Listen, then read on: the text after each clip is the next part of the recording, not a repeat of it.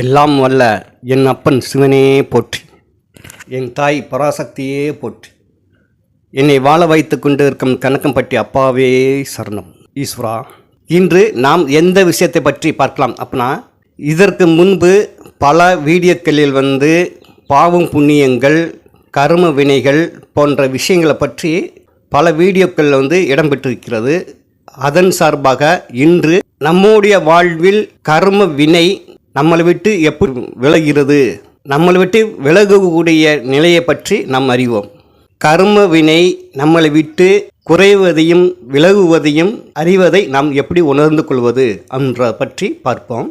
அதற்கு முன்பு இந்த சேனலை தொடர்ந்து பார்த்து கொண்டு வரக்கூடிய என் அன்பு நண்பர்கள் எல்லோருக்கும் மற்றும் இந்த சேனலை சப்ஸ்கிரைப் பண்ணிக்கொண்டு தங்கள் நண்பர்கள் எல்லோருக்கும் ஷேர் பண்ணிக்கொண்டு லைக் பண்ணிக்கொண்டு பார்த்து கொண்டு வரக்கூடிய அனைத்து நல் உள்ளங்களுக்கும் என் மனமார்ந்த நன்றிகளை தெரிவித்துக் கொள்கிறேன். மேலும் இந்த சேனலுக்கு சப்ஸ்கிரைப் பண்ணாத அன்பு நண்பர்கள், என்னுடைய அன்பு வேண்டுகோள், இந்த சேனலுக்கு சப்ஸ்கிரைப் பண்ணிக்கொண்டு தங்கள் நண்பர் எல்லோருக்கும் ஷேர் பண்ணிக்கொண்டு தொடர்ந்து பார்த்து கொண்டு வாருங்கள். நீங்கள் பண்ணக்கூடிய ஒவ்வொரு சப்ஸ்கிரைப்பும் ஒரு புனிதமான ஒரு ஆற்றலை, தெய்வீக ஆற்றலை கொடுக்கும் என்பதை பற்றி ஏற்கனவே பல வீடியோக்கள் பேசியிருக்கிறேன். மற்றும் இந்த சேனலுக்கு சப்ஸ்கிரைப் பண்ணாத நண்பர்கள் சப்ஸ்கிரைப் பண்ணிக்கொண்டு தொடர்ந்து பார்த்து கொண்டு வாருங்கள். காரணம் நீங்கள் பண்ணக்கூடிய ஒவ்வொரு சப்ஸ்கிரைப்பும் உடனுக்குடனே வீடியோக்கள் தங்களுக்கு இடம்பெறும் என்பது நிச்சயம். ஆகையால் நீங்கள் பண்ணக்கூடிய அந்த ஒவ்வொரு சப்ஸ்கிரைப்பும் இறைவனோட அனுகிரகங்கள், ஆற்றல் தங்கள் வாழ்வில் கிடைக்கும் என்பது நிச்சயம். இன்று தங்களுடைய வாழ்வில் இந்த கர்ம வினை அப்படின்னு சொல்லக்கூடியது தன்னை விட்டு விலகுவதை நாம் எப்படி அறிந்து கொள்வது என்றதை பற்றி பார்ப்போம். என்னுடைய திருமணத்துக்கு முன்பு பல நண்பர்கள் ஏதோனும் பல கருத்துகளுக்கு, விஷயங்களுக்கு என்னை நாடி வருவார்கள். மற்றும் இந்த யூடியூப் சேனலிலும் பல வீடியோக்களை பார்த்து கமெண்ட்ஸில் பல கருத்துக்கள் சொல்கிறார்கள். அந்த கருத்துக்கள் சொல்லும்போது தங்களுடைய மனதில் இருக்கக்கூடிய துன்பம், துயரம், வேதனை, கஷ்டங்கள் போன்ற விஷயங்களை தன்னை அறியாமலே பகவான் சத்குருவுக்கு சொல்லுவது போன்று அந்த கருத்துக்கள் வெளிப்படுத்துவாங்க. அவர் சொல்லக்கூடிய ஒவ்வொரு கருத்துக்களும் நான் கேட்கும்போது, படிக்கும்போது என்னுடைய மனதில் ஆழ்ந்த ஒரு இரக்கம், ஒரு பரிதாபம் நிலை ஏற்படும். அந்த அளவுக்கு அவர்கள் தங்களுடைய துன்பம், துயரம், வேதனை, கஷ்டங்களை வெளிப்படுத்துவாங்க. இந்த பூமியில் பிறக்கக்கூடிய அனைத்து மனிதர்களுக்கும் இந்த கர்ம வினை என்பது நிச்சயம். இந்த கர்ம வினை தன்னை விட்டு எப்படி விளைகிறது என்ற பார்ப்பதற்கு முன்பு இந்த கர்ம வினை நான் என்ன அப்படின்றத பற்றி ஏற்கனவே பல வீடியோக்கள் சொல்லியிருக்கிறேன். இருந்தாலும் மேலோட்டமாக சில கருத்துக்களை சொல்லுகிறேன். கர்ம வினை அப்படின்னா நாம் அறிந்தும் அறியாமல், தெரிந்தோ தெரியாமலையோ, புரிந்தோ புரியாமலையோ செய்யக்கூடிய ஒவ்வொரு நெகட்டிவான காரியங்கள். உதாரணத்துக்கு ஒருத்தவங்க துன்பம் படுத்துவது, துயரம் படுத்துவது, வேதனைப்படுத்துவது, அடுத்தவர்களுடைய சொத்துக்கள், பணக்காசுகள் ஏமாற்றுவது, பாவங்கள் செய்வது, துரோகம் செய்வது போன்ற நெகட்டிவான பல எண்ணற்ற விஷயங்கள் உண்டு. அவைகள் யாவும் எல்லாமே கர்ம வினையை போய் உண்டு பண்ணிவிட்டோம் என்பது நிச்சயம். இது தான் செய்யக்கூடிய நெகட்டிவான விஷயங்கள் மட்டுமல்ல, நம்முடைய பெற்றோர்கள், முன்னோர்கள் செய்யக்கூடிய அந்த பாவம் லிஸ்ட்டும் நம்மளை சேரும்ன்றது நிச்சயம். இதை பற்றி ஏற்கனவே ஒரு சில வீடியோக்கள் பேசியிருக்கிறேன். முன்னோர்கள் செய்த பாவம் வினைகளும் நம்மளை சாரும். நாம் செய்யக்கூடிய பாவம் புண்ணியங்களும் நம்முடைய பிள்ளைகளையும் போய் சேரும். இது கர்ம வினைகள் மட்டுமல்ல, புண்ணியங்களும் போய் சேரும். நம்ம செய்யக்கூடிய பாவங்களும் சேரும், புண்ணியங்களும் சேரும். அதில் கர்ம வினை அப்படின்னா என்ன அப்படின்றத பற்றி ஏற்கனவே சொல்லியிருக்கேன். கர்ம வினை அப்படின்னா பலர் ஒரு பதட்டம், ஒரு பயத்தோடு பார்க்கிறார்கள். காரணம் கர்ம வினை அப்படின்ற அந்த சொல், அந்த வார்த்தையை அடி வயிற்றில் புளியை கரைப்பது போன்று ஒரு பதட்டம், ஒரு பயம், ஒரு படபடப்பு ஏற்படுத்தக்கூடிய ஒரு நிலையாக இருக்குது அப்படின்றது நிச்சயம். தயவுசெய்து யாரும் கர்ம வினை அப்படின்னா யாரும் பயப்பட வேண்டிய அவசியமே இல்லை. காரணம் இந்த கர்ம வினையில் நெகட்டிவான விஷயங்கள் மட்டுமல்ல, பாசிட்டிவான விஷயங்களும் இதில் இடம்பெறும். உதாரணத்துக்கு பாவங்களும் சேரும், புண்ணியங்களும் சேரும். ஆயாதான் அதற்கு கர்ம வினை அப்படின்னு சொல்லப்பட்டது. கர்ம வினை அப்படின்னா முற்பகல் விதைப்பதை பிற்பகல் அறுவடை செய்தல் அப்படின்றதான் அதோடைய நிலை பொருள். ஆயாதான் அதற்கு கர்ம வினை அப்படின்னு சொல்லப்பட்டது. இது இரத்த சம்பந்தப்பட்ட முறையாகவும் வாரிசாக வாழடியாக நம்ம சார்ந்து கொண்டே வரும். நாம் செய்த பாவங்கள், நாம் முன்னோர்கள் செய்த பாவங்கள், இவை அனைத்தையுமே தொடர்ந்து கொண்டே சேர்ந்துக்கிட்டு இருக்கும். நாம் செய்த பாவங்களும் அடுத்து நம்ம வரக்கூடிய வாரிசுகளுக்கும் பிள்ளைகளுக்கு பேரம்பேத்திகளுக்கு போன்ற எல்லோருக்குமே இந்த கர்ம வினைகள் ஒரு சங்கிலி போன்று தொடர்ந்து மாறிக்கொண்டே இருக்கும். இது ஒருவர் மட்டும் சார்ந்த விஷயம் அல்லது. தான் செய்த பாவம் புண்ணியங்கள் தன்னை மட்டும்தான் தாக்கும்ன்றது நிச்சயம் கிடையாது.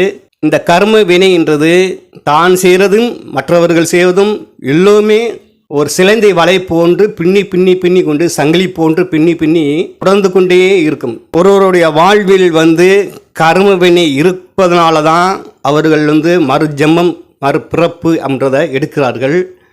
இந்த கர்ம வினை முற்றிலும் எப்பொழுது ஒரு ஆன்மாவுக்கு முடிகிறதோ அவர்கள் இறைவனோடு சேர்கிறார்கள் என்றது நிச்சயம். அதை தான் முத்தி நிலை அப்படின்றது. பிறவிலா பிறப்பு எடுப்பதே அந்த நிலைக்கு பேர்.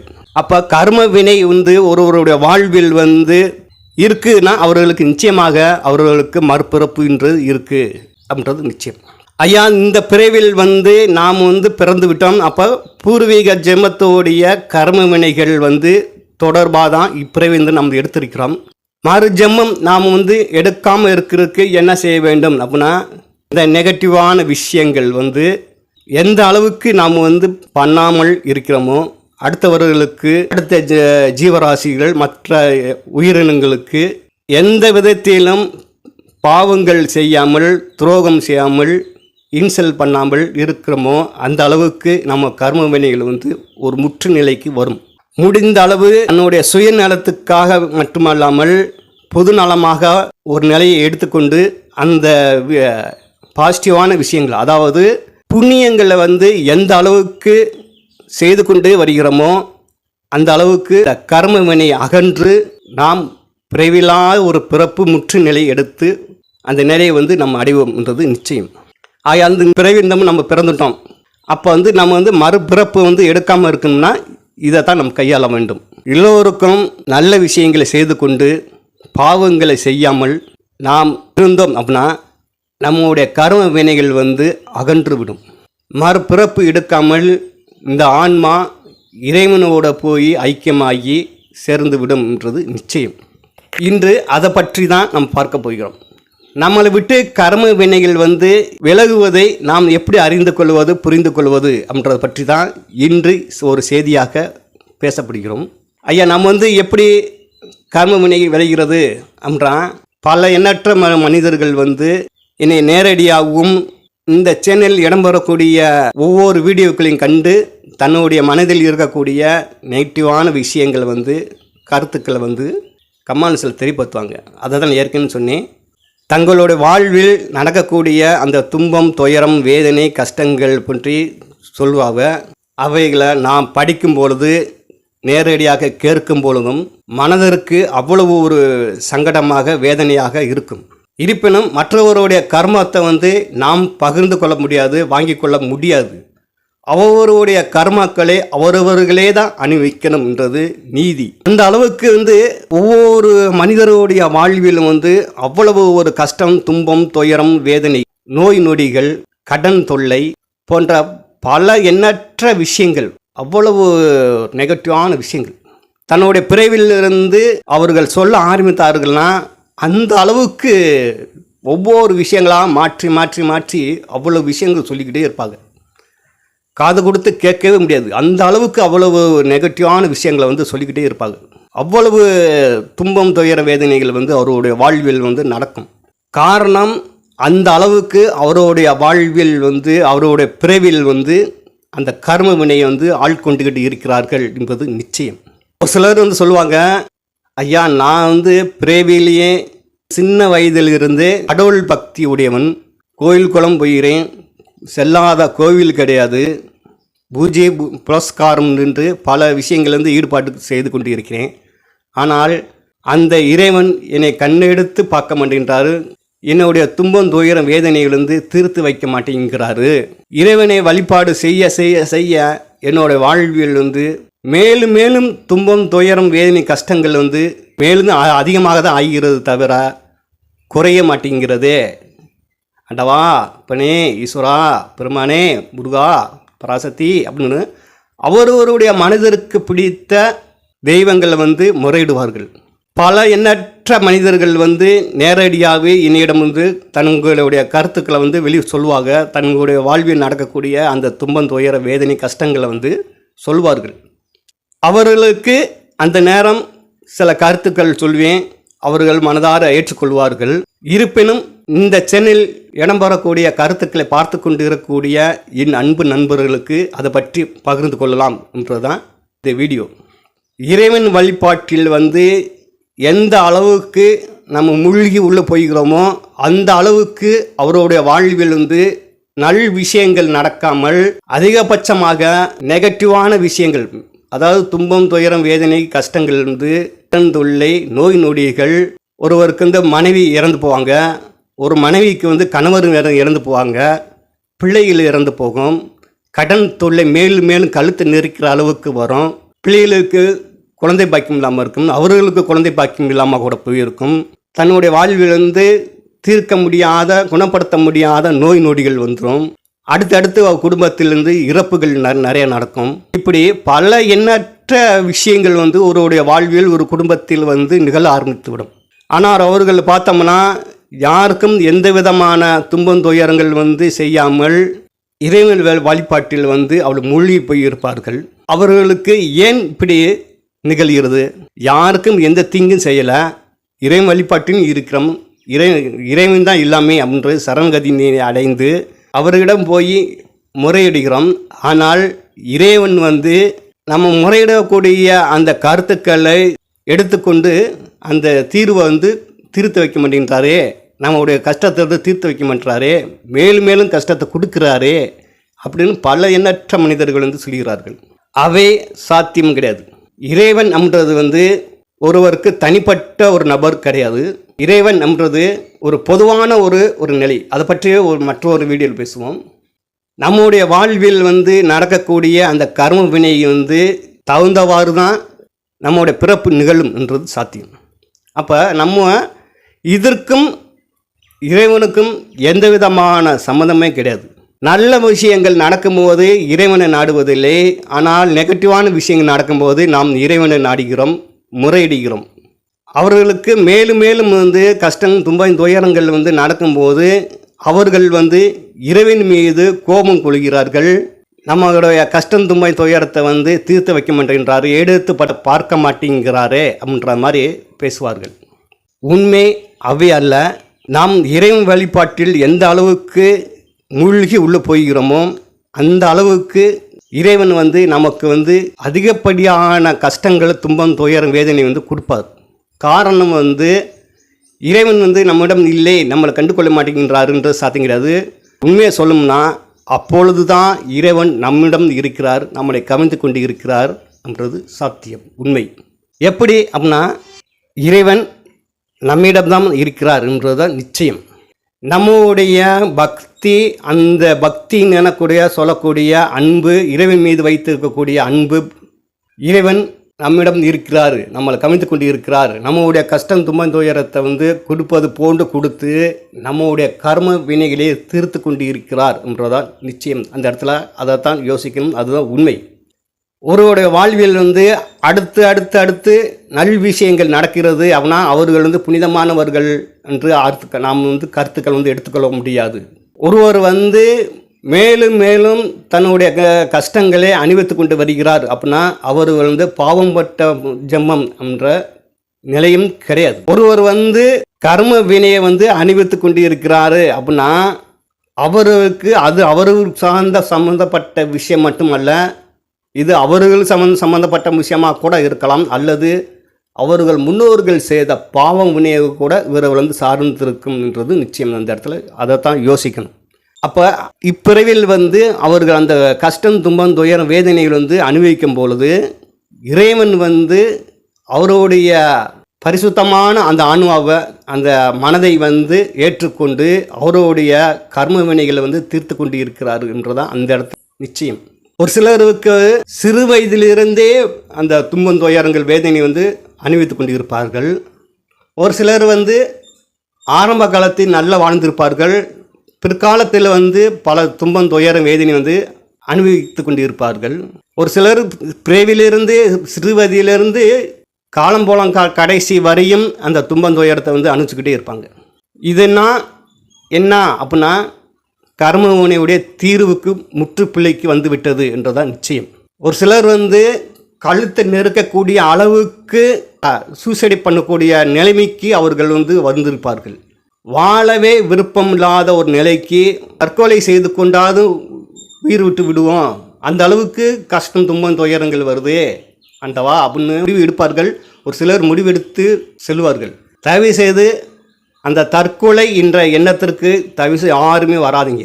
ஏன் அப்படின்னா தன்னுடைய கஷ்டத்தை அனுபவிக்க முடியாமல் தற்கொலை செய்து கொண்டால் அவர்களுக்கு மறு ஜென்மம்ன்றது நிச்சயம். இந்த மறு ஜென்மம்ன்றது இறுதி நிலையில் கூட ஒரு நூல் அளவு கூட ஒரு தொடர்பு இருந்தால் கூட அவர்களுக்கு மறு ஜென்மம் வந்து எடுத்துரும் நிச்சயம். இந்த கர்ம வினைன்றது முற்றிலும் முடிவடையணும். அப்படி இல்லை கடைசி நேரத்தில் ஒரு நூல் அளவில் இருக்கிற நிலைமையில் போய் தன்னை வந்து அர்ப்பணித்து கொண்டோம், அதாவது தற்கொலை செய்து கொண்டோம் அப்படின்னா அவர்களுக்கு மறு ஜென்மம்ன்றது நிச்சயம். கடைசி ஒரு துளி அளவில் இருக்குது அப்படின்னா அந்த நேரம் தற்கொலை செய்து விட்டாவ கூட போகுது. இன்னும் ஒரு துளி தானே அது இருக்குது, இதில் என்ன இருக்குது அப்படின்னா கிடையாது. அந்த ஒரு கடைசி ஒரு துளி இருக்கும்போது கூட அந்த வினை வந்து மறுபிறப்பு எடுக்க வச்சிரும். இது இயற்கையின் நீதி. திரும்பவும் ஒரு மறு ஜென்மம் இருக்கணும். அப்புறம் அந்த பிறவிலையும் முற்பொருள்கள் செய்த அந்த கர்ம வினைகளும் அவர்கள் தொடர ஆரம்பிச்சிடும். மறு ஜென்மம் எடுக்கிறாங்கன்னா அவர்களும் அப்போ அந்த பிறவிலும் அவர்கள் வந்து தன்னை அறிந்தும் அறியாமல் கூட சில பாவங்கள் வந்து செய்ய ஆரம்பிச்சிருவார்கள். அப்போ அதுவும் தொடர ஆரம்பிச்சிடும். ஆகையாதான் தயவு செய்து யாரும் எந்த ஒரு சூழ்நிலையிலும் சரி கழுத்தை நெருக்கக்கூடிய கழுத்தளவுக்கு தங்களுடைய வாழ்வில் வந்து துன்பம் துயரம் வேதனை கஷ்டங்கள் நோய் நொடிகள் கடன் தொல்லை போன்ற எந்த ஒரு பிரச்சனையாலும் சரி தற்கொலை மட்டும் தயவு செய்து யாரும் பண்ணாதீங்க. அவர்கள் சிறியவர்களாக இருந்தாலும் சரி முதியவர்களாக இருந்தாலும் சரி யாராக இருந்தாலும் சரி ஆண்களாக இருந்தாலும் சரி பெண்களாக இருந்தாலும் சரி யாராக இருந்தாலும் சரி தற்கொலை என்ற எண்ணத்திற்கே தயவு செய்து யாரும் வராங்க. இதை மேலும் மேலும் அந்த கர்ம வினைகளை வந்து வளர்த்து கொள்வதற்கு ஈடானது அதுதான் உண்மை. இந்த உடலில் இந்த ஆன்மா என்றது இறைவன் வகுக்கப்பட்டது. நாம் தற்கொலை செய்து கொண்டால் அவர்களுக்கு அதோட முடிவுக்கு வந்துடும்ன்றது சாத்தியம் கிடையாது. தற்கொலை என்றது அந்த உடல் சம்பந்தப்பட்டது தான். அந்த உடல் தான் சரிந்து போகும் தவிர அழிந்து போகும் தவிர ஆன்மாவுக்கு அழிவே கிடையாது என்றதை புரிஞ்சுக்குங்க. உதாரணத்துக்கு இப்போ நம்ம வந்து ஒரு சட்டை போட்டுருக்கோம், அந்த சட்டையை கலட்டி விட்டு மற்றொரு சட்டையை நம்ம எப்படி அணிந்து கொள்கிறோமோ அதே போன்று தான் ஆன்மான்றதும்.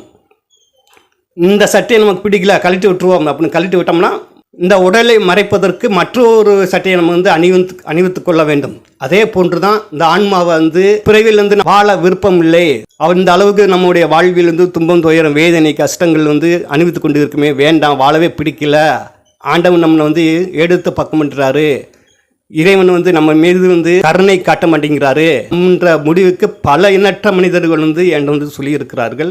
இது அன்றாட நான் பார்த்து கொண்டு இருக்கிறேன். அப்பேற்பட்ட மனிதர்கள் வந்து தயவு செய்து தற்கொலை என்ற எண்ணத்திற்கு தயவு செய்து போகாங்க. மீறினால் அவர்கள் மற்றொரு சட்டையை வந்து நாம் அணிவித்து கொள்ள வேண்டும்.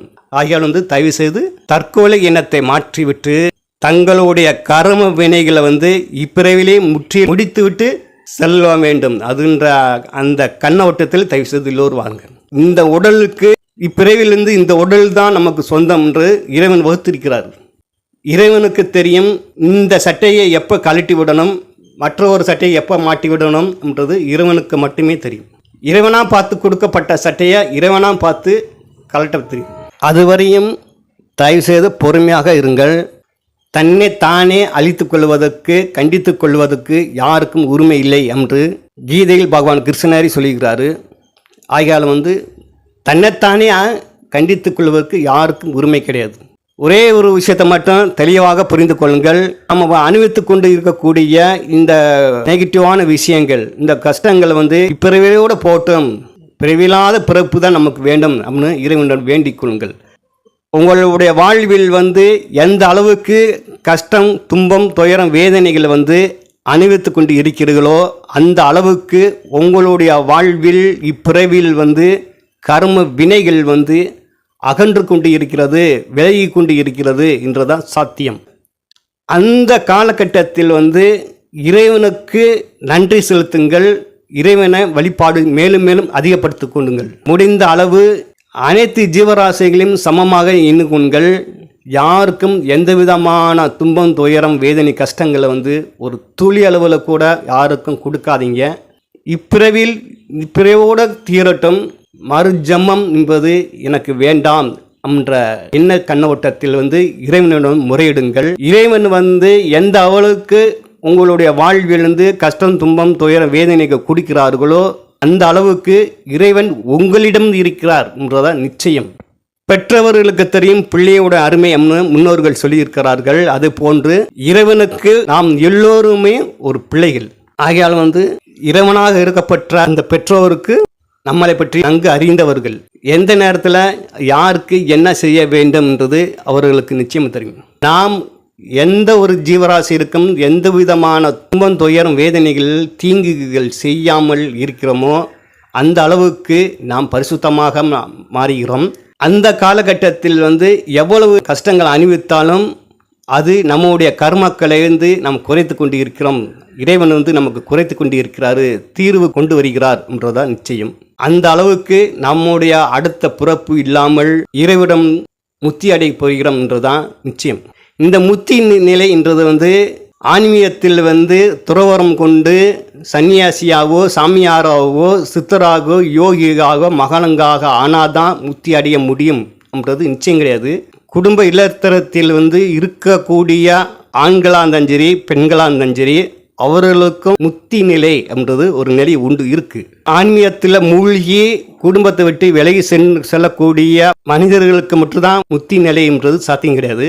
துறவரத்தை விட இல்லறத்துறதுக்கே அதிக ஆற்றல், சக்தி உண்டு. ஆகையால் குடும்பத்தில் இருக்கக்கூடிய அந்த நபர்களுக்கு தான் முன் உரிமை என்றது கவனத்தில் எடுத்துக்கொள்ளுங்கள். குடும்பத்தை விட்டு விலகி போய் இறைவனை நாடி இறைவனோட முத்தி அடையணும் போகிறத விட குடும்பத்தில் இருந்து கொண்டு அந்த கஷ்டத்தை அனுபவித்து கொண்டு முத்தி நிலை அடையவர்களுக்கு தான் முதல் உரிமை. இது இறைவனுடைய நீதி, உண்மை. அதை தயவு செய்து எல்லோரும் புரிந்து கொள்ளுங்கள். மற்றொரு வீடியோவில் மற்றொரு செய்தியை பற்றியும் பார்ப்போம். அதுவரையும் நிகழ்ச்சியை தொடர்ந்து பார்த்து கொண்டு இருக்கக்கூடிய என் அன்பு நண்பர்கள் எல்லோருக்கும் என் மனமார்ந்த நன்றிகளை தெரிவித்துக் கொள்கிறேன். மீண்டும் மற்றொரு செய்தியில் மற்றொரு வீடியோ பற்றி பார்ப்போம். ஈஸ்வரா.